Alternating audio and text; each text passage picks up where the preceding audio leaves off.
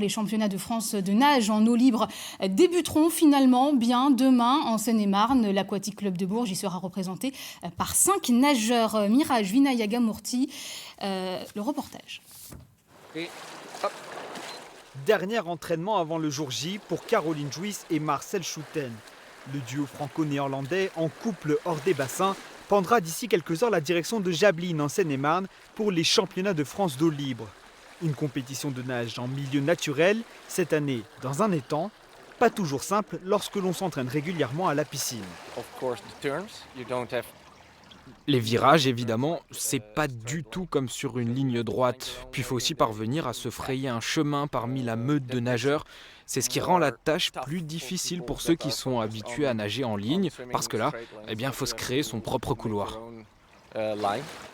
Parmi les épreuves de la compétition, un relais mixte 4 x 1250 mètres et des courses individuelles sur 5, 10 et même 25 km. Alors oui, ça peut être long, mais pas inintéressant pour autant.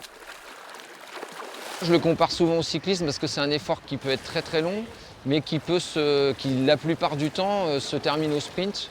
Par exemple, un 25 km, le podium peut jouer à 2 secondes. La première peut être Caroline, quand elle avait fait un podium il y a 4 ans, elle avait fini 3e à 2 secondes de la première, alors que ça dure 5h30.